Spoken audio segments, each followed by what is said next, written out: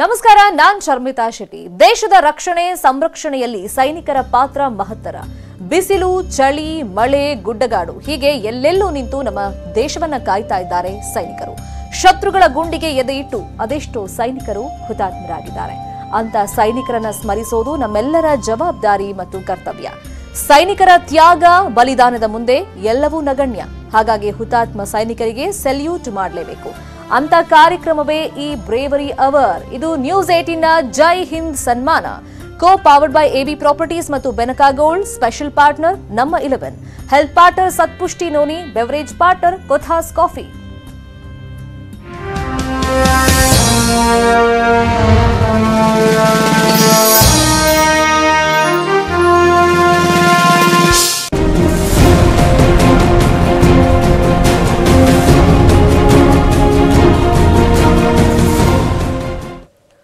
ಇಂದು ದೇಶದಾದ್ಯಂತ ಪರಾಕ್ರಮ ದಿವಸ್ ಆಚರಣೆ ಮಾಡಲಾಗ್ತಾ ಇದೆ. ನೇತಾಜಿ ಸುಭಾಷ್ ಚಂದ್ರ ಬೋಸ್ ಜನ್ಮ ದಿನಾಚರಣೆ ಅಂಗವಾಗಿ ನೇತಾಜಿಗೆ ಗೌರವ ಸೂಚಿಸಲು ಕೇಂದ್ರ ಸರ್ಕಾರ ಪರಾಕ್ರಮ ದಿವಸ್ ಆಚರಣೆ ಮಾಡ್ತಾ ಇದೆ. ಸುಭಾಷ್ ಚಂದ್ರ ಬೋಸ್ ಜಯಂತ್ಯುತ್ಸವದಲ್ಲಿ ಪಾಲ್ಗೊಳ್ಳುವುದಕ್ಕೆ ಪ್ರಧಾನಿ ನರೇಂದ್ರ ಮೋದಿ ಕೋಲ್ಕತ್ತಾಗೆ ಆಗಮಿಸಿದ್ದಾರೆ. ಪರಾಕ್ರಮ ದಿವಸ್ ಕಾರ್ಯಕ್ರಮದಲ್ಲಿ ಪಾಲ್ಗೊಂಡಿದ್ದಾರೆ. ಅದಕ್ಕೂ ಮೊದಲು ನೇತಾಜಿ ಭವನಕ್ಕೆ ಭೇಟಿ ನೀಡಿದ ಪ್ರಧಾನಿ ನರೇಂದ್ರ ಮೋದಿ ನೇತಾಜಿ ಗ್ರಂಥಾಲಯವನ್ನ ವೀಕ್ಷಣೆ ಮಾಡಿದ್ದಾರೆ. ಇನ್ನೇನು ಕೆಲವೇ ಕ್ಷಣದಲ್ಲಿ ಪರಾಕ್ರಮ ದಿವಸ್ ಉದ್ದೇಶಿಸಿ ನರೇಂದ್ರ ಮೋದಿ ಭಾಷಣವನ್ನ ಮಾಡ್ತಾರೆ. Now those two battles, though the Japanese army lost, but that was a signal that the British Raj number was the British Raj had little numbers left in India, because there was a popular saying that the sun never set on the British Empire. But now the sun has set, and today the Prime Minister along with the nation are celebrating the Parakram Divas, and why not? AV? जी बिल्कुल, इस मौके पर नेताजी का Tokyo radio में जब उन्होंने अपना भाषण दिया था वो जिक्र करना महत्वपूर्ण हो जाता है. उसी के बाद साफ तौर पर अगर नेताजी को समझना है, उन्होंने जिस तरह से आज़ाद हिंद फौज का गठन किया, अंग्रेज़ों से ये आशा करना बिल्कुल व्यर्थ है कि वे स्वयं अपना साम्राज्य छोड़ देंगे. हमें भारत के भीतर व बाहर से स्वतंत्रता के लिए स्वयं संघर्ष करना है. जब नेताजी ये कहे तो उन्होंने साफ तौर पर यह संकेत दिया, देश के भीतर जो आज़ादी का आंदोलन चल रहा था, जो नेतृत्व चल रहा था, उनको भी ये संदेश दिया कि अब पूरी ताकत लगानी होगी. हालांकि महात्मा गांधी के अहिंसा के सिद्धांत से वो इत्तेफाक नहीं रखते थे, सिद्धांतों के तौर पर ज़रूर इत्तेफाक नहीं रखते थे, लेकिन वो हमेशा से उनका आशीर्वाद चाहते थे.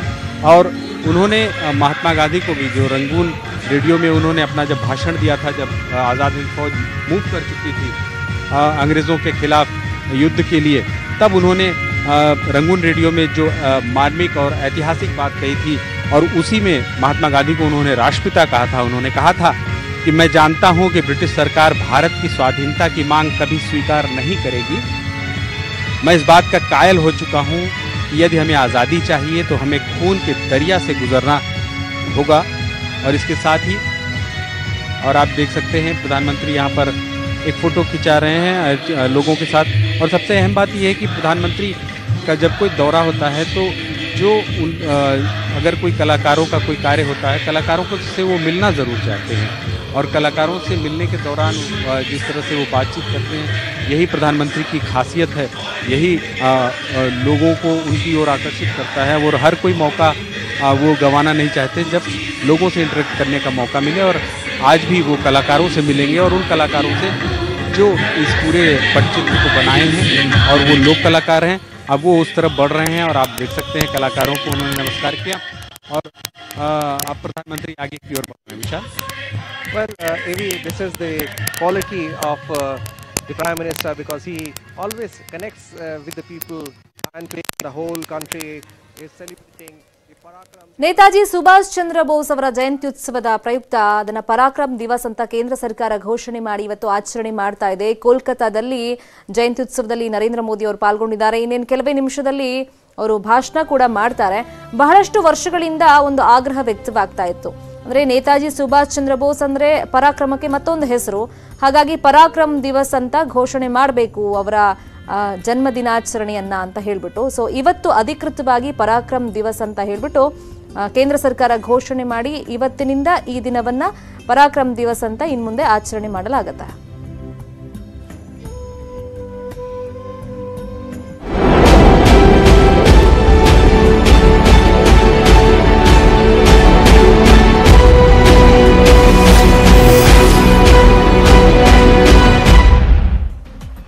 ಶಿವಮೊಗ್ಗದ ಹುಣಸೋಡು ಕ್ರಷರ್ ಸ್ಫೋಟ ಪ್ರಕರಣದ ವಿಚಾರವಾಗಿ ಇದೀಗ ಘಟನಾ ಸ್ಥಳಕ್ಕೆ ಯಡಿಯೂರಪ್ಪ ಅವರು ಭೇಟಿ ಕೊಟ್ಟಿದ್ದಾರೆ. ಹೆಲಿಕಾಪ್ಟರ್ ಮೂಲಕ ಶಿವಮೊಗ್ಗಕ್ಕೆ ಸಿಎಂ ಯಡಿಯೂರಪ್ಪ ಆಗಮಿಸಿದ್ದಾರೆ. ಹೆಲಿಪ್ಯಾಡ್ನಿಂದ ಹುಣಸೋಡು ಗ್ರಾಮಕ್ಕೆ ಪ್ರಯಾಣ ಮಾಡ್ತಾರೆ. ಅಲ್ಲಿ ಆ ಪ್ರದೇಶಕ್ಕೆ ಭೇಟಿಯನ್ನು ಕೊಟ್ಟು ಏನೆಲ್ಲ ಆಗಿತ್ತು ಅನ್ನೋದ್ರ ಬಗ್ಗೆ ಪರಿಶೀಲನೆಯನ್ನ ಮಾಡ್ತಾರೆ. ಅಧಿಕಾರಿಗಳ ಜೊತೆಯಲ್ಲಿ ಮಾಹಿತಿಯನ್ನ ಪಡ್ಕೊಳ್ತಾರೆ. ಸ್ಫೋಟ ನಡೆದು ಕಾರ್ಮಿಕರು ಮೃತಪಟ್ಟಿದ್ರು.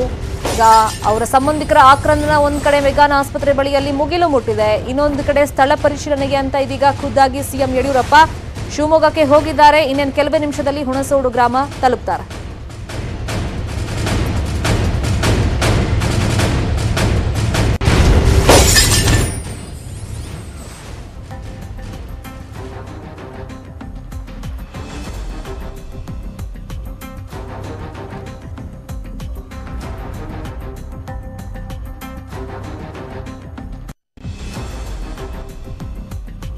ಕ್ರಷರ್ ಸ್ಫೋಟ ಸ್ಥಳಕ್ಕೆ ಯಡಿಯೂರಪ್ಪ ಅವರು ಇನ್ನೇನು ಕೆಲವೇ ನಿಮಿಷಗಳಲ್ಲಿ ವಿಸಿಟ್ ಮಾಡ್ತಾರೆ. ಶಿವಮೊಗ್ಗಕ್ಕೆ ಆಲ್ರೆಡಿ ಹೋಗಿದ್ದಾಗಿದೆ. ಹೆಲಿಪ್ಯಾಡ್ನಿಂದ ಇದೀಗ ನೇರವಾಗಿ 9 ಕಿಲೋಮೀಟರ್ ದೂರದಲ್ಲಿರುವಂತಹ ಹುಣಸೋಡು ಗ್ರಾಮಕ್ಕೆ, ಶಿವಮೊಗ್ಗದಿಂದ 9 ಕಿಲೋಮೀಟರ್ ದೂರದಲ್ಲಿರುವಂತಹ ಈ ಗ್ರಾಮಕ್ಕೆ ರೀಚ್ ಆಗ್ತಾರೆ. ಅಲ್ಲಿ ಅಧಿಕಾರಿಗಳಿಂದ ಮಾಹಿತಿಯನ್ನು ಪಡ್ಕೊಳ್ತಾರೆ. ಏನಾಗಿತ್ತು, ಈ ಬ್ಲಾಸ್ಟ್ಗೆ ಕಾರಣಗಳು ಏನು, ಯಾಕಂದ್ರೆ ದೇಶಾದ್ಯಂತ ಈ ದೊಡ್ಡ ಮಟ್ಟದಲ್ಲಿ ಸುದ್ದಿ ಆಗಿದೆ. ಮತ್ತೆ ಇದಕ್ಕೆ ಪರವಾನಗಿ ಇತ್ತಾ ಇಲ್ವಾ, ಯಾರ ಶ್ರೀರಕ್ಷೆ ಇತ್ತು ಇದಕ್ಕೆ, ಆ ಜಿಲೆಟಿನ್ ಲಾರಿಯನ್ನ ಅಧಿಕಾರಿಗಳು ತಪಾಸಣೆ ಮಾಡಿದ್ರ, ಹಾಗೆ ಒಳಗ್ ಬಿಟ್ರ, ಸೊ ಈ ತರದೆಲ್ಲ ಚರ್ಚೆಗಳು ಆಗ್ತಾ ಇದೆ. ಹಾಗಾಗಿ ಈಗ ಖುದ್ದಾಗಿ ಸ್ಥಳ ಪರಿಶೀಲನೆಗೆ ಯಡಿಯೂರಪ್ಪ ಅವರು ಹೋಗ್ತಾ ಇದ್ದಾರೆ. ನಿನ್ನೆ ನಡೆದಂತ ಘಟನೆ ಹಿನ್ನೆಲೆಯಲ್ಲಿ ನೇರವಾಗಿ ಜಿಲ್ಲಾಧಿಕಾರಿಗಳು ನಮ್ಮ ಪ್ರಮುಖರೆಲ್ಲರೂ ಸಹ ಸ್ಪಾಟ್ಗೆ ಹೋಗ್ತಾ ಇದ್ದೇವೆ. ಯಾವ ಕಾರಣಕ್ಕಾಗಿ ಸ್ಫೋಟ ಆಯಿತು, ಇದರ ಇಲ್ಲನೇ ಏನು, ಅದು ಕಾನೂನು ಬಾಹಿರವಾಗಿ ಅಲ್ಲಿ ಗಣಿಗಾರಿಕೆ ನಡೀತಾ ಇತ್ತಾ ಅಥವಾ ಅದಕ್ಕೆ ಲೈಸೆನ್ಸ್ ಇತ್ತಾ ಇಲ್ವಾ, ಈ ಅಕ್ರಮ ಗಣಿಗಾರಿಕೆ ನಿಲ್ಲಬೇಕು. ಆದರೆ ಜಲ್ಲಿ ಮತ್ತೊಂದು ಮಗದೊಂದು ನಮ್ಮ ನ್ಯಾಷನಲ್ ಹೈವೇ ಮತ್ತೊಂದು ಕೆಲಸ ಕಾರ್ಯಗಳಿಗೆ ಬೇಕಾಗಿದೆ.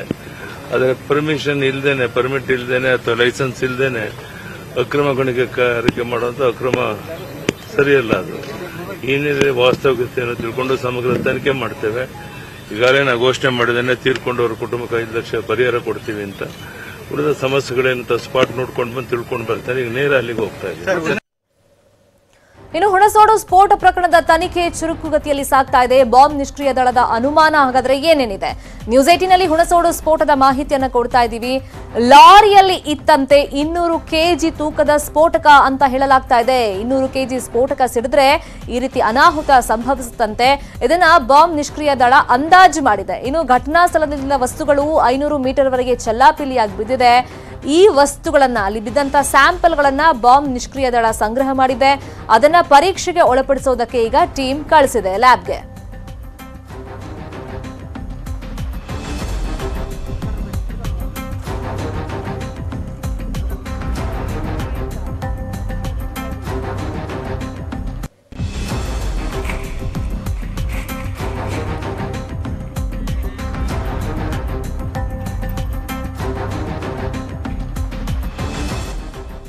ಇನ್ನು ಕಲ್ಲು ಗಣಿಗಾರಿಕೆ ನಿಲ್ಲಿಸೋದಕ್ಕೆ ಆಗಲ್ಲ, ಅಕ್ರಮ ಇದ್ರೆ ಅರ್ಜಿ ಕೊಟ್ಟು ಸಕ್ರಮ ಮಾಡಿಸ್ಕೊಳ್ಳಿ ಅಂತ ಸಿಎಂ ಇವತ್ತಾನೇ ಹೇಳಿದ್ರು.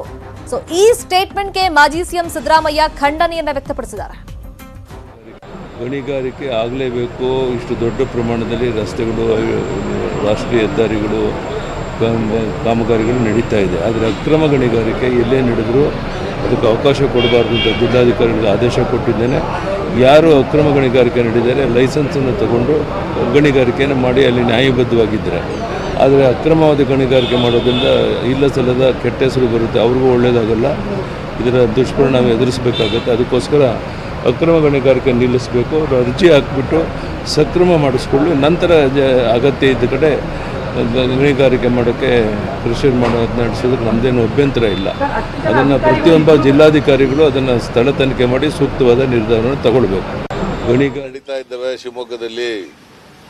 ನನಗಿರೋ ಇನ್ಫಾರ್ಮೇಷನ್ ಪ್ರಕಾರ more than 100 illegal mining is going on in Shimoga district.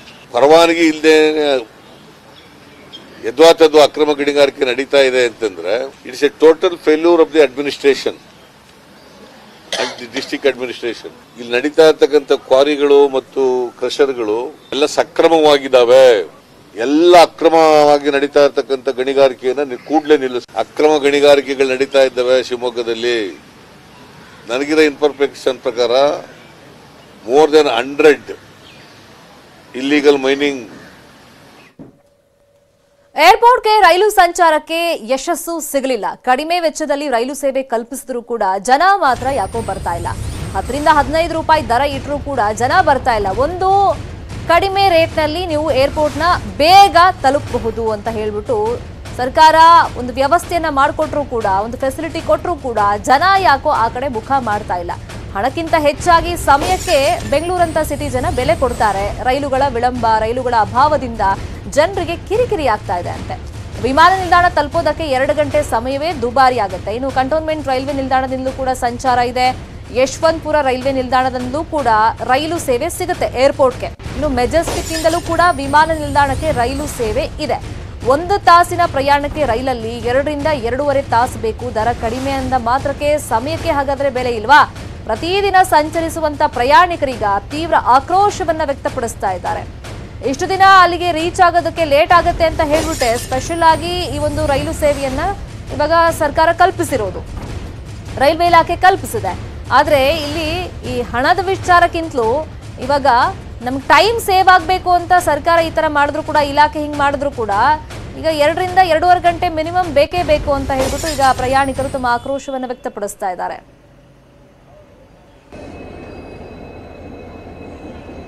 Airport ಅನ್ನೋದು ಇವಾಗ ಹೊಸದಾಗಿ ಬಿಟ್ಟಿರೋದು ತುಂಬ ಒಳ್ಳೆಯದು. ಬಟ್ ಅದು ರೆಗ್ಯುಲರ್ ಟೈಮಿಂಗ್ಸ್ ಮೇಂಟೈನ್ ಮಾಡ್ತಿಲ್ಲ ಅವರು.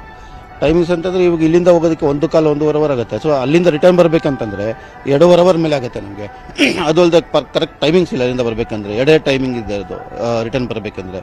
8:08 ಅನ್ನೋದು ಇನ್ನೊಂದು 10:30 ಇಂದ 12:00 ಆಗಿಬಿಡುತ್ತೆ ಇಲ್ಲಿ ರೀಚ್ ಆಗ್ಬೇಕಂತಂದ್ರೆ. ಸೊ ಅದು 2:30 ಅನ್ನೋದು ತುಂಬಾ ಇದಾಗದೆ ಎಲ್ಲ ಪಬ್ಲಿಕ್ ಬೇರೆ ಮೋಡ. 4ನೇ ತಾರೀಕಿನಿಂದ ಇಲ್ಲಿವರೆಗೂ ಏನು ಆಕ್ಯುಪೆನ್ಸಿ ಏನಿದೆ ಅದು ಅಷ್ಟು ಸಮರ್ಪಕವಾಗಿಲ್ಲ. ಈ 5 ಸೇವೆಗಳು ಪ್ರಯಾಣಿಕರಿಗಾಗಿ ಮತ್ತು ಅಲ್ಲೂ ಕೆಲಸ ಮಾಡುತ್ತಿರುವಂತ, ಆ ಪರಿಸರದಲ್ಲಿ ಕೆಲಸ ಮಾಡುತ್ತಿರುವಂತ ಉದ್ಯೋಗಿಗಳಿಗಾಗಿ ಈ ಸೇವೆಗಳನ್ನು ನೈಋತ್ಯ ರೈಲ್ವೆ ಕಡೆಯಿಂದ ಬಿಡಲಾಗಿದೆ. ಇದನ್ನು ಜನರು ಹೆಚ್ಚಾಗಿ ಬಳಸಿಕೊಳ್ಳಬೇಕು ಅಂತ ವಿನಂತಿ ಮಾಡುತ್ತೇವೆ. ಮತ್ತೆ ಶುರುವಾಗಿದೆ ಸಾರಿಗೆ ನೌಕರರಿಗೆ ಸಮಸ್ಯೆ. ಹೋರಾಟ ಮಾಡಿ ವೇತನ ಪಡೆಯುವಂತ ಪರಿಸ್ಥಿತಿ ಮತ್ತೆ ನಿರ್ಮಾಣ ಆಗಿದೆ. ವೇತನ ಕೊಡಿ ಸರ್, ವೇತನ ಅಂತ ಕೇಳ್ತಾ ಇದ್ದಾರೆ ಸಿಬ್ಬಂದಿ. ಕೊರೋನಾ ಬಂದ ಮೇಲೆ ಆರ್ಥಿಕವಾಗಿ ನಷ್ಟ ಆಗಿದ್ದು, ಜೊತೆಗೆ ಈ ಹಬ್ಬ ಸಮಯದಲ್ಲಿ ಮಕ್ಕಳು ಕೂಡ ಕೇಳ್ತಾ ಇದ್ದಿದ್ದು ಸಾರಿಗೆ ಇಲಾಖೆಯನ್ನ, ಮಿನಿಸ್ಟರ್ನ. ನಾವೇ ಆ ಸುದ್ದಿಯನ್ನು ಬಿತ್ತರಿಸ್ತಾ ಇದ್ವಿ. ಈಗ ಮತ್ತೆ ಸಂಬಳಕ್ಕೋಸ್ಕರ ಇವಾಗ ನನಗೆ ಸಿಬ್ಬಂದಿ ಕೇಳ್ತಾ ಇದ್ದಾರೆ ವೇತನ ಕೊಡಿ ಸರ್ ಅಂತ ಪರಿಸ್ಥಿತಿ ನಿರ್ಮಾಣ ಆಗಿದೆ. ಮತ್ತೆ ಪ್ರತಿಭಟನೆ ಮಾಡುವಂತ ಹಾದಿ ಹಿಡಿದ್ರೂ ಕೂಡ ಇವಾಗ ಬಹುಶಃ ಆಶ್ಚರ್ಯ ಇಲ್ಲ ಅಂತ ಕಾಣಿಸುತ್ತೆ. ಹಂಗಿದೆ ಪರಿಸ್ಥಿತಿ. ಡಿಸೆಂಬರ್ನ ಅರ್ಧ ವೇತನ ಸಂಕ್ರಾಂತಿ ನಂತರ ಪಾವತಿ ಮಾಡ್ತೀವಿ ಅಂತ ಹೇಳಿದ್ರು. ಸಂಕ್ರಾಂತಿಗೂ ಸಿಗಲಿಲ್ಲ ಸಾರಿಗೆ ಸಿಬ್ಬಂದಿಗಳಿಗೆ ಸ್ಯಾಲರಿ.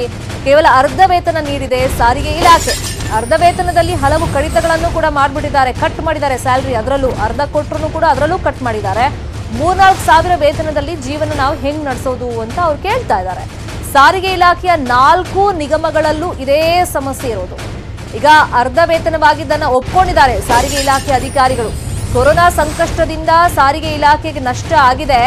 ದಿನನಿತ್ಯದ ಕಲೆಕ್ಷನ್ ಅಲ್ಲೂ ಕೂಡ ಇಳಿಕೆ ಆಗಿದ್ರಿಂದ ಈ ತರದೆಲ್ಲ ಸಮಸ್ಯೆಗಳಾಗ್ತಾ ಇದೆ ಅಂತ ಅಧಿಕಾರಿಗಳು ಹೇಳ್ತಾ ಇದ್ದಾರೆ.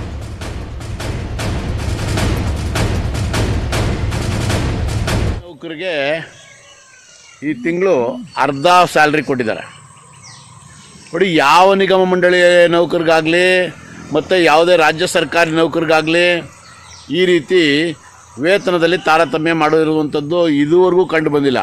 ಪ್ರತಿ ಬಾರಿಯೂ ಕೂಡ ಸಾರಿಗೆ ನೌಕರರು ವೇತನ ವಿಚಾರ ಬಂದಾಗ ಹೋರಾಟ ಮಾಡಿಕೊಂಡೇ ಪಡ್ಕೋಬೇಕಾಗಿರುವಂಥ ಪರಿಸ್ಥಿತಿ ನಿರ್ಮಾಣ ಆಗಿದೆ.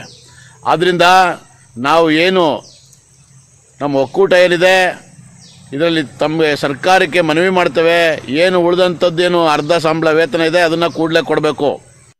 ಈಗ ಸದ್ಯಕ್ಕೆ ನಮಗೆ ಅರ್ಧ ಸ್ಯಾಲ್ರಿ ಆಗಿದೆ. ಬಟ್ ಆದರೂ ಕೂಡ ಏನಾಗಿದೆ, ನಮ್ಮದು ಡೇ ವೈಸ್ ರೆವಿನ್ಯೂ ಜನರ ಮೂಮೆಂಟ್ ಏನಿದೆ ಅದು ಇನ್ಕ್ರೀಸ್ ಆಗಿದೆ. ಈಗ ಸ್ಟೂಡೆಂಟ್ ಪಾಸ್ ಎಲ್ಲ ನಾವು ಕೊಡೋಕ್ಕೆ ಶುರು ಮಾಡಿದ ಮೇಲೆ ಸೊ ತುಂಬ ಸ್ಟೂಡೆಂಟ್ಸು ಟ್ರಾವೆಲ್ ಮಾಡ್ತಾ ಇದ್ದಾರೆ. ಅರೌಂಡ್ ಲಾಸ್ಟ್ ಮಂತ್ ನಾವು ಡಿಸೆಂಬರ್ ಎಂಡಿಗೆ ನೋಡುವಾಗ ಒಂದು 18 ರಿಂದ 19 ಲಕ್ಷ ಜನ ಅಡ್ಡಾಡ್ತಾ ಇದ್ರು. ಈಗ ಸದ್ಯಕ್ಕೆ ಇವತ್ತಿನ ಡೇಟಲ್ಲಿ ನಾವು ನೋಡೋದಾದರೆ ಅರೌಂಡ್ 21 ರಿಂದ 22 ಲಕ್ಷ ಜನ ನಮ್ಮ BMTCಯಲ್ಲಿ ಒಂದು ದಿನಕ್ಕೆ ಅಡ್ಡಾಡ್ತಾ ಇದ್ದಾರೆ. ಮೊದಲು 1 ಲಕ್ಷ ರೆವಿನ್ಯೂ ಇದ್ದಿದ್ದು ಈಗ ಆಲ್ಮೋಸ್ಟ್ 2.5 crore ವರೆಗೂ ರೀಚ್ ಆಗಿದೆ. ಬಸ್ಸಲ್ಲಿ ಮೂವ್ಮೆಂಟ್ ಆದ್ರಿಂದ ಏನೋ ತೊಂದರೆ ಇಲ್ಲ ಅನ್ನೋದು ಅವ್ರಿಗೂ ಒಂದು ಗಮನಕ್ಕೆ ಬರ್ತಾ ಇದೆ. ಸೊ ಇದೇ ರೀತಿ ಮುಂದೆ ಏನೋ ಬಿಫೋರ್ ಕೋವಿಡ್ ಏನಿತ್ತು ಆ ಟಾರ್ಗೆಟ್ನ ನಾವು ರೀಚ್ ಮಾಡೋಕ್ಕೆ ಎಫರ್ಟ್ಸ್ ಆಗ್ತದೆ.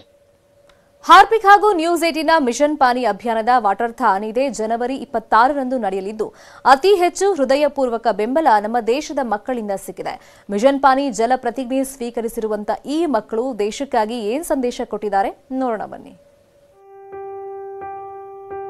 ಸ್ವಚ್ಛತಾ और पानी Let's to use water mindfully every time, every day, and encourage others to do the same. We are made of water. Water is life itself. Water is health. Water is hygiene. Water is safety. Water is future. I also pledge to support water conservation efforts and water equality, and work towards the day no one has to struggle for water. हमको बचानी है ये जिंदगानी. ಭಾರತದ ಅತಿ ಕಿರಿಯ ಪಳೆಯುಳಿಕೆ ಶಾಸ್ತ್ರಜ್ಞೆ ಚೆನ್ನೈನ 13 ವರ್ಷದ ಅಶ್ವತ್ಥ. ಈ ಬಾಲಕಿ ಸಾಧನೆ ಇದೇ ಶನಿವಾರ ರಾತ್ರಿ 8 ಗಂಟೆಗೆ ಬೈಜೂಸ್ ಯಂಗ್ ಜೀನಿಯಸ್ನಲ್ಲಿ ಪ್ರಸಾರವಾಗುತ್ತೆ, ತಪ್ಪದೆ ನೋಡಿ. ಹಾಯ್, ನಾನು ಅಶ್ವತ್ಥ ಬಿಜ್ಜು. ನಾನು ಭಾರತದ ಯಂಗೆಸ್ಟ್ ಪ್ಯಾಲಿಯಂಟಾಲಜಿಸ್ಟ್ ಮತ್ತು 3 ಬೇರೆ ಬೇರೆ ಬೇಸಿನ್ಸ್ ನ ಸುಮಾರು 120 ಫಾಸಿಲ್ ಸ್ಪೆಸಿಮೆನ್ಸ್ ನ ಸಂಗ್ರಹಿಸಿದ್ದೇನೆ. ಇವಳು ಯಂಗ್ ಜೀನಿಯಸ್, ಕಲ್ಲು ಬಂಡೆಗಳಲ್ಲೂ ಜೀವಂತಿಕೆ ಕಾಣುವ ಜೀವದರ್ಶಿನಿ. ಇವಳು ಯಂಗ್ ಜೀನಿಯಸ್, 13 ವರ್ಷ ವಯಸ್ಸಿಗೆ ವಿಶ್ವವಿಜೇತೆ. ಭಾರತದ ಅತಿ ಕಿರಿಯ ಪ್ಯಾಲಿಯಂಟಾಲಜಿಸ್ಟ್ ಅಂದ್ರೆ ಪಳೆಯುಳಿಕೆ ಶಾಸ್ತ್ರಜ್ಞೆ. ನೆಟ್ವರ್ಕ್ 18ನ ಅದ್ಭುತ ಶೋನಲ್ಲಿ ಅಪ್ರತಿಮ ಪ್ರತಿಭೆ ಚೆನ್ನೈನ ಅಶ್ವತ್ಥ ಬಿಜು. ಈಕೆ 2020ರಲ್ಲಿ ಗ್ಲೋಬಲ್ ಚೈಲ್ಡ್ ಪ್ರಾಡಿಜಿ ಪ್ರಶಸ್ತಿ ಪಡೆದವಳು. ನಾರ್ಮಲ್ ರಾಕ್ ಮತ್ತು ಫಾಸಿಲ್ಸ್ ಗಳ ನಡುವೆ ಅಂತರ ಗುರುತಿಸಲು ಮತ್ತು ಪ್ರತ್ಯೇಕಿಸಲು ಪ್ಯಾಟರ್ನ್ಸ್ ನಮಗೆ ಸಹಾಯ ಮಾಡುತ್ತೆ. ಕೋಟ್ಯಾಂತರ ವರ್ಷಗಳ ಹಿಂದಿದ್ದ ಡೈನೋಸಾರಸ್ ನ ಅವಶೇಷಗಳನ್ನ ಕಂಡುಹಿಡಿದವಳು. ಇದು ಒಂದು dinosaur bone fragment. This is A dinosaur bone fragment. ಹೌದು, ಇದು 252 ಮಿಲಿಯನ್ ಇಯರ್ಸ್ ಓಲ್ಡ್. ಬರ್ತಿದ್ದಾಳೆ ಭಾರತದ ಪಳೆಯುಳಿಕೆ ಹುಡುಗಿ ಯಂಗ್ ಜೀನಿಯಸ್ ನಲ್ಲಿ. ಇದೇ 23ರಂದು ಶನಿವಾರ ರಾತ್ರಿ 8 ಗಂಟೆಗೆ ನಿಮ್ಮ ನ್ಯೂಸ್ 18 ಕನ್ನಡದಲ್ಲಿ. ಮತ್ತಷ್ಟು ನ್ಯೂಸ್ ಅಪ್ಡೇಟ್ಸ್ ನೋಡೋಣ ಬ್ರೇಕ್ ಆದ್ಮೇಲೆ. ಅದಕ್ಕೂ ಮುಂಚೆ ಒಂದು ಇಂಪಾರ್ಟೆಂಟ್ ಅಭಿಯಾನದ ಬಗ್ಗೆ ನಿಮಗೆ ಮಾಹಿತಿ ಕೊಡಬೇಕು. ಪ್ರತಿಯೊಬ್ಬ ಭಾರತೀಯರಿಗೂ ಕೋವಿಡ್ ಲಸಿಕೆ ಪಡೆಯೋ ಹಕ್ಕಿದೆ ಎಂಬ ಸಂಜೀವಿನಿ ಅಭಿಯಾನ ಶುರುವಾಗಿದೆ. ಇದಕ್ಕೆ ನೆಟ್ವರ್ಕ್ 18 ಕೂಡ ಸಾಥ್ ಕೊಟ್ಟಿದೆ. ಈ ಸೋಂಕಿನ ವಿರುದ್ಧ ಎಲ್ಲರೂ ಹೋರಾಟ ಮಾಡಿದ್ರೆ ಮಾತ್ರ ನಾವೆಲ್ಲ ಗೆಲ್ಲಬಹುದಾಗಿದೆ. ದೇಶದಲ್ಲಿ ಯಾರೂ ಸುರಕ್ಷಿತರಲ್ಲ, ಎಲ್ಲರೂ ಸುರಕ್ಷಿತರಾಗೋವರೆಗೆ ಎಂಬ ಘೋಷವಾಕ್ಯದೊಂದಿಗೆ ಸಂಜೀವಿನಿ ಅಭಿಯಾನ ನಡೆಸಲಾಗ್ತಾ ಇದೆ. ಕೊಟ್ಟಿದ್ದಾರೆ. ಹುಣಸೋಡು ಕ್ರಷರ್ನಲ್ಲಿ ಜಿಲೆಟಿನ್ ಕಡ್ಡಿಗಳ ಸ್ಫೋಟ ಪ್ರಕರಣದ ಬಗ್ಗೆ ಅಧಿಕಾರಿಗಳಿಂದ ಮಾಹಿತಿಯನ್ನ ಪಡ್ಕೊಳ್ತಾ ಇದ್ದಾರೆ.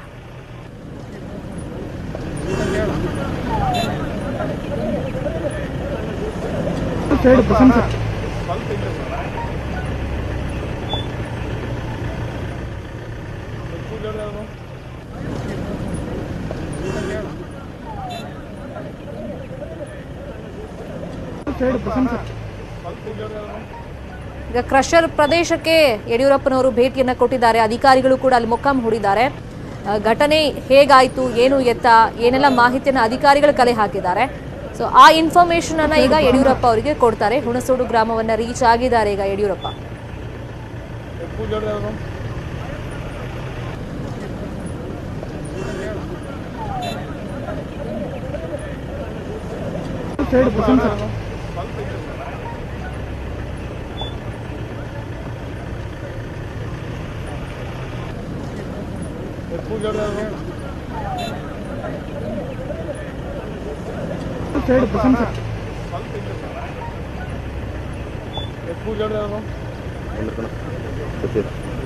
ಇದು ಹುಣಸೋಡು ಘಟನಾ ಸ್ಥಳ. ಸ್ಫೋಟ ಸಂಭವಿಸುತ್ತಲ್ಲ ಮನೆ, ಆ ಪ್ರದೇಶಕ್ಕೆ ನಾನು ಭೇಟಿ ಕೊಡ್ತೀನಿ ಅಂತ ಯಡಿಯೂರಪ್ಪ ಹೇಳಿದ್ರು. ಅದರಂತೆ ಇವತ್ತು ಭೇಟಿಯನ್ನ ಕೊಟ್ಟಿದ್ದಾರೆ. ಅಧಿಕಾರಿಗಳ ಜೊತೆಯಲ್ಲಿ ಸ್ಥಳ ಪರಿಶೀಲನೆ ಮಾಡ್ತಾ ಆ ಮಾಹಿತಿಯನ್ನು ಕೂಡ ಅಲ್ಲಿ ಸಂಗ್ರಹ ಮಾಡ್ತಾ ಇದ್ದಾರೆ. ಈ ಅಧಿಕಾರಿಗಳು ಕೊಟ್ಟಂತ ಮಾಹಿತಿಯನ್ನ ಅಧಿಕೃತವಾಗಿ ಮೀಡಿಯಾಗೆ ಕೊಡುವಂತ ಚಾನ್ಸಸ್ ಇದೆ. ಈ ಸ್ಥಳ ಪರಿಶೀಲನೆ ಮಾಡಿದ ಮೇಲೆ ಸಾಕಷ್ಟು ಕುತೂಹಲ ಇದೆ ಇಲ್ಲಿ. ಯಾಕಂದ್ರೆ ಅಮಾಯಕರ ಜೀವ ಇಲ್ಲಿ ಬಲಿಯಾಗಿದೆ. ಮತ್ತೆ ಇಲ್ಲಿ ಪರ್ಮಿಷನ್ ಇತ್ತಾ ಇಲ್ವಾ, ಇಷ್ಟೊಂದು ಸ್ಫೋಟಕಗಳು ಅಂದ್ರೆ ಜಿಲೆಟಿನ್ ಕಡ್ಡಿಗಳು ಲಾರಿಯಲ್ಲಿ ತುಂಬಿಕೊಂಡು ಬರುವಾಗ ಅಲ್ಲಿ ಯಾರ ಗಮನಕ್ಕೂ ಅಧಿಕಾರಿಗಳ ಗಮನಕ್ಕೆ ಹಾಗಾದ್ರೆ ಬಂದೇ ಇಲ್ವಾ, ಅಧಿಕಾರಿಗಳ ಗಮನಕ್ಕೆ ಬಂದರೂ ಕೂಡ ಪರ್ಮಿಷನ್ ಹೆಂಗ್ ಕೊಟ್ರು, ಅಲ್ಲಿ ಮುನ್ನೆಚ್ಚರಿಕಾ ಕ್ರಮ ತಗೊಂಡಿದ್ರಾ ಇಲ್ವಾ? ಸೊ ಈ ತರ ಎಲ್ಲ ಆಯಾಮಗಳಲ್ಲೂ ಕೂಡ ಚರ್ಚೆಗಳಾಗ್ತಾ ಇದೆ. ಮತ್ತೆ ತನಿಖೆಯನ್ನು ಕೂಡ ಈಗ ಚುರುಕು ಮಾಡಿದ್ದಾರೆ ಅಧಿಕಾರಿಗಳು.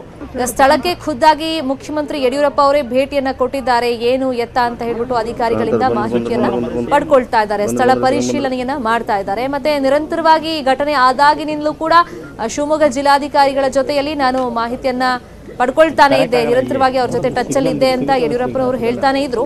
ಬಟ್ ಇವಾಗ ಖುದ್ದಾಗಿ ಸ್ಥಳ ಪರಿಶೀಲನೆ ಮಾಡ್ತಿರೋದ್ರಿಂದ ಅಧಿಕಾರಿಗಳು ಏನ್ ಮಾಹಿತಿ ಕೊಡ್ತಾರೆ ಅದನ್ನ ಮೀಡಿಯಾ ಮುಂದೆ ಬಹಿರಂಗ ಪಡಿಸ್ತಾರಾ ಯಡಿಯೂರಪ್ಪ ಅವರು ಅನ್ನೋದನ್ನ ನೋಡ್ಬೇಕಾಗತ್ತೆ. ಇದರ ಮಧ್ಯದಲ್ಲೇ ಚರ್ಚೆ ಆಗ್ತಿರೋದು ಈಗ ಈ ಅಕ್ರಮ ಕ್ರಷರ್ಗಳೇನಿದೆ, ಗಣಿಗಾರಿಕೆ ಏನಿದೆ, ಸೊ ಅರ್ಜಿ ಹಾಕಿದ್ರೆ ಅದನ್ನ ಸಕ್ರಮ ಮಾಡುತ್ತೆ ಸರ್ಕಾರ, ಇದರಿಂದ ಆದಾಯ ಸರ್ಕಾರಕ್ಕೆ ಬರುತ್ತೆ ಅಂತ ಯಡಿಯೂರಪ್ಪನವರು ಇವತ್ತು ಸ್ಟೇಟ್ಮೆಂಟ್ ಕೊಟ್ಟಿರೋದ್ರಿಂದ ಮತ್ತಷ್ಟು ಕೆಂಗಣ್ಣಿಗೆ ಗುರಿಯಾಗಿದ್ದಾರೆ. ಈ ವಿಚಾರವಾಗಿ ವಿಪಕ್ಷಗಳು ಕೂಡ ಈಗ ಭಾರಿ ವಿರೋಧವನ್ನ ವ್ಯಕ್ತಪಡಿಸ್ತಾ ಇವೆ. ಮತ್ತೆ ಜನಸಾಮಾನ್ಯರು ಕೂಡ ಚರ್ಚೆ ಮಾಡ್ತಾ ಇದ್ದಾರೆ, ಸರ್ಕಾರ ಯಾತಕ್ಕೋಸ್ಕರ ಈ ನಿರ್ಧಾರ ಕೈಗೊಳ್ತು, ಇಷ್ಟು ತರಾತುರಿಯಲ್ಲಿ ಈ ತರ ಸ್ಟೇಟ್ಮೆಂಟ್ ಅನ್ನ ಯಡಿಯೂರಪ್ಪ ಅವರು ಯಾಕೆ ಕೊಟ್ರು ಅಂತ ಹೇಳಿ. ಮತ್ತೆ ಅಲ್ಲಿನ ಕಾಂಗ್ರೆಸ್ ಮುಖಂಡ ಪ್ರಸನ್ನ ಕುಮಾರ್ ಅವರೇ ಆರೋಪ ಮಾಡಿರುವಂಗೆ ಸೊ ಇಲ್ಲಿ ಪ್ರಭಾವಿ ರಾಜಕಾರಣಿಗಳ ಕೈವಾಡ ಇದೆ, ಅವರ ಪುತ್ರ ಕೈವಾಡ ಇದೆ ಅಂತೆಲ್ಲ ಆರೋಪಗಳನ್ನ ಮಾಡಿದ್ರು. ಹಾಗಾಗಿ ಯಾರ ಶ್ರೀರಕ್ಷೆ ಈ ಕ್ರಷರ್ಗಿತ್ತು, ಕಲ್ಲು ಗಣಿಗಾರಿಕೆಗೆ ಇತ್ತು, ಅದ್ರ ಬಗ್ಗೆ ಕೂಡ ತನಿಖೆ ಆಗ್ಬೇಕು ಅಂತ ಎಲ್ಲರೂ ಆಗ್ರಹ ಮಾಡ್ತಾ ಇದ್ದಾರೆ. ಬಟ್ ತನಿಖೆನೋ ನಡೀತಾ ಇದೆ. ಈಗ ಸ್ಥಳಕ್ಕೆ ಯಡಿಯೂರಪ್ಪನವರು ಕೂಡ ಭೇಟಿ ಕೊಟ್ಟಿದ್ದಾರೆ. ಸೊ ಏನೆಲ್ಲ ಮಾಹಿತಿಯನ್ನು ಅವರು ಪರಿಶೀಲನೆ ಆದ್ಮೇಲೆ ಹೇಳ್ತಾರೆ ಅನ್ನೋದನ್ನ ನೋಡ್ಬೇಕು.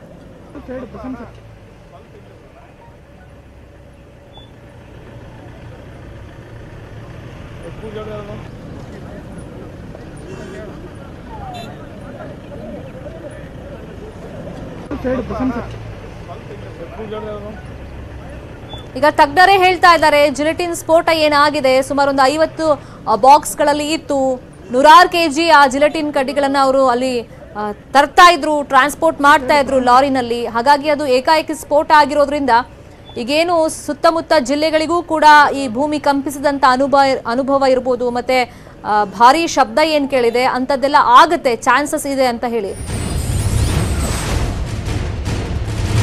5 ನಿಮಿಷದಲ್ಲಿ ಪರಿಶೀಲನೆಯನ್ನ ಮುಗಿಸಿದ್ದಾರೆ ಸಿಎಂ ಯಡಿಯೂರಪ್ಪ. ಇದನ್ನು ಕೂಡ ಗಮನಿಸಬೇಕಾಗುತ್ತೆ. ಹಾಗಾದ್ರೆ ಕಾಟಾಚಾರಕ್ಕೆ ಅಲ್ಲಿ ವಿಸಿಟ್ ಮಾಡಿದ್ರಾ? ಯಾಕಂದ್ರೆ ಖುದ್ದಾಗಿ ಅವ್ರದೇ ಜಿಲ್ಲೆ, ತವರು ಜಿಲ್ಲೆ. ಇನ್ನೊಂದು ಕಡೆ ನೋಡೋದಾದ್ರೆ ದೇಶದಾದ್ಯಂತ ಇದು ದೊಡ್ಡ ಮಟ್ಟದಲ್ಲಿ ಚರ್ಚೆ ಆಗ್ತಾ ಇತ್ತು.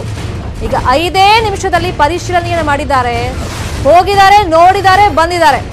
ಅಷ್ಟೇ ಕಾಣಿಸ್ತಾ ಇದೆ. ಯಾಕಂದ್ರೆ ಅಲ್ಲಿ ಜನಸಾಮಾನ್ಯರು ಹೇಳ್ತಾ ಇದ್ರು ಅಲ್ಲಿ ಹೋದಾಗ ಈ ಚೆಲ್ಲಾಪಿಲ್ಲಿಯಾಗಿ ಎಲ್ಲ ಬಿದ್ದ್ಬಿಟ್ಟಿದೆ, ಅದನ್ನ ಹುಡ್ಕೋದಕ್ಕೆ ಸುಮಾರು ಹೊತ್ತು ಬೇಕಾಗುತ್ತೆ ಅಂತ. ಬಟ್ ಈಗ ನೋಡಿದ್ರೆ ಸಿಎಂ ಪರಿಶೀಲನೆ ಸಂದರ್ಭದಲ್ಲಿ ಕೇವಲ 5 ನಿಮಿಷದಲ್ಲಿ ಸ್ಪಾಟ್ ವಿಸಿಟ್ ಮಾಡಿದ್ದಾರೆ, ಅಧಿಕಾರಿಗಳಿಂದ ಮಾಹಿತಿ ಪಡ್ಕೊಂಡಿದ್ದಾರೆ, ವಾಪಸ್ ಬಂದಿದ್ದಾರೆ.